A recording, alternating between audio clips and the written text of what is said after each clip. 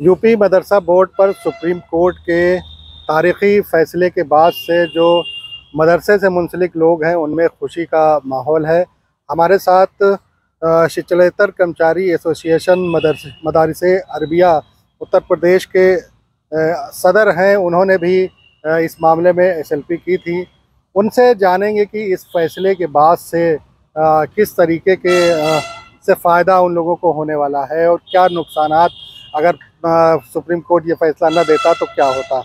हसीब भाई बताइए, क्या आर्डर है और किस तरीके से आप लोगों को फ़ायदा होगा इस आर्डर से। अंशुमान सिंह राठौर एडवोकेट है, हाई कोर्ट लखनऊ बेंच में है। उन्होंने एक रिट दायर की थी जो लखनऊ बेंच में चल रही थी और उसमें हम लोग पक्षकार बने और यहाँ से जो माननीय उच्च न्यायालय ने जो आदेश किया उससे उन्होंने मदरसा एक्ट को असंवैधानिक घोषित किया। तो और उसका नतीजा ये हुआ कि चीफ सेक्रेटरी ने उस आदेश के मुताबिक जितने मदरसा एजुकेशन बोर्ड से मान्यता प्राप्त मदरसे थे वो बंद हो गए और वहाँ के बच्चों को परिषदीय स्कूलों में शिफ्ट करने के आदेश चीफ सेक्रेटरी उत्तर प्रदेश ने कर दिया। तो सीधे सीधे उत्तर प्रदेश से मदरसे खत्म हो गए। इसके खिलाफ एसएलपी माननीय उच्चतम न्यायालय में दाखिल की गई। तो कई स्तरों से दाखिल हुई। उसके हमारे संगठन ने भी अपनी एसएलपी दाखिल की और शिक्षा मदरसे से जुड़े अन्य संगठनों ने भी दाखिल की। तो अंजुम कादरी एक मैनेजर हैं मदरसे के, उन्होंने भी दाखिल किए थे। उन्हीं से सारी एसएलपियाँ करेक्ट कर दी गई और एसएलपी में माननीय उच्चतम न्यायालय ने जो फैसला दिया वो स्वागत योग्य है, ऐतिहासिक फैसला है और ये साफ कर दिया कि अल्पसंख्यकों को अपने शिक्षण संस्थाएं खोलने का और उन्हें संचालित करने का और उनमें दीनी शिक्षा देने का उन्हें ये अधिकार है। तो इससे सबसे बड़ा फायदा कौम को पहुंचा है कि कम से कम जो मदरसों में दीनी तालीम होती थी और मॉडर्न एजुकेशन पढ़ाए जाते थे, तो मॉडर्न एजुकेशन के साथ साथ मुस्लिम बच्चे दीन की तालीम भी पाएंगे और देश के अच्छे नागरिक बन के निकलेंगे। ये सबसे बड़ा फायदा पहुंचा है। आर्डर में एक बात ये कही गई है कि जो आलिम और फाजिल हैं उनके लिए जो वो होता था रिकॉग्निशन, उसको नहीं माना है। उन्होंने कहा कि ये गलत है, ना होना चाहिए। उसको कैसे देखते हैं? हाँ, तो उसके लिए तो बिल्कुल साफ माननीय न्यायालय ने कहा है कि क्योंकि बोर्ड को कामिल और फाजिल जो जिसकी इक्विवेलेंसी कही गई है कि ग्रेजुएट और पोस्ट ग्रेजुएट है, वो यूजीसी एक्ट के कहीं बोर्ड को देने का अधिकार नहीं, तो उसको उसने असंवैधानिक कहा है। तो कोर्ट से तो ये मामला मदरसा बोर्ड ने एक प्रस्ताव पास करके गवर्नमेंट को भेज रखा है कि कामिल और फाजिल को इसे ख्वाजा मोहिउद्दीन चिश्ती विश्वविद्यालय से जोड़ दिया जाए, उसी तर्ज पर जैसे संस्कृत पाठशालाओं में आचार्य की डिग्रियों को संपूर्णानंद विश्वविद्यालय से जोड़ा गया है। तो वो पहले जुड़ गया था, उसी आधार पर इसको जोड़ दिया जाए। अब सरकार का इसके अंदर काम है। सरकार अगर अल्पसंख्यकों को, क्योंकि जो बच्चा आलिम करता है और उससे अरबी और फारसी में ग्रेजुएशन करना है और उस पर कुछ एक्सपर्टाइजेशन करना है, तो उसके लिए ये बहुत अच्छा कोर्स था। उनके लिए ये रास्ता फिलहाल तो बंद हो गया। अगर सरकार इसमें कोई अच्छा रुख अपनाती है तो ये रास्ता उनके लिए खुला रहेगा और प्रयास भी किया जाएगा। इसके लिए संगठन में हम सब बैठ करके बात भी करेंगे और आपस में मशवरा करके अगर इसके अंदर कानूनी कुछ लड़ाई की जरूरत पड़ेगी तो उसको भी निर्णय लिया जाएगा। अभी आदेश आया है, आदेश से ही इतना सब खुश हैं कि कानून का राज अभी बाकी है। न्यायालय ने ये बता दिया।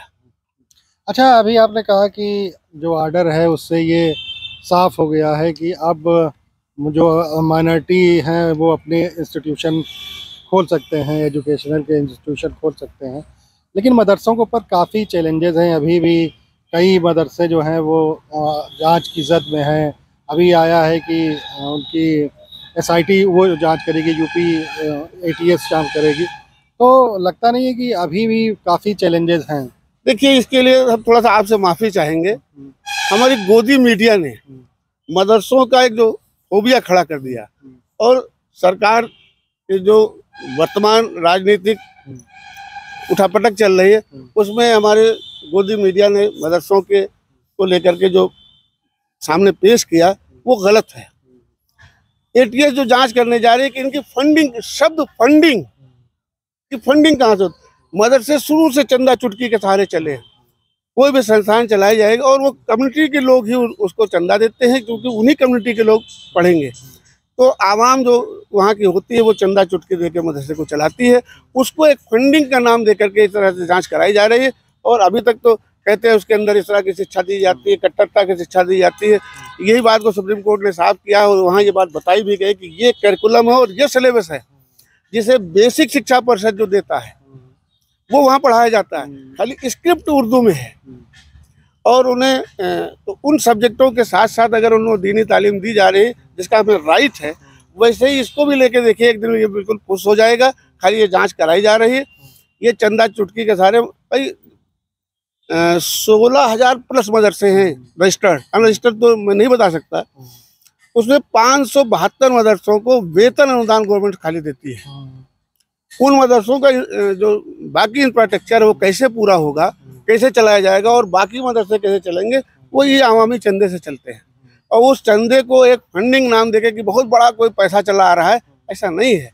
ये मुस्लिम कम्युनिटी के लोग इसको चलाते हैं और पढ़ने के लिए सबके लिए ये खुला हुआ, जिसको चाहे वो शिक्षा हासिल कर सकता है। निःशुल्क शिक्षा दी जाती है, इसमें इस तरह के कहीं कुछ नहीं है। अब ये पॉलिटिकल स्टंट है, इसको जितना कुछ बढ़ाया जाए। बैल मदरसे बिल्कुल साफ सुथरी छवि के साथ चल रहे हैं जहाँ तक मैं जानता हूँ। आप लंबे वक्फे से जुड़े रहे हैं, मदरसे के पूरे निज़ाम को वाकिफ़ हैं, कानून भी जानते हैं जितने हैं।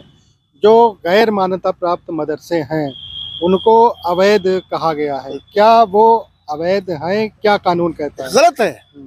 आप जिसे अवैध कह रहे हैं, अवैध वो जो हमारे संविधान में दिए गए अधिकारों के अगेंस्ट हो, वो अवैध है।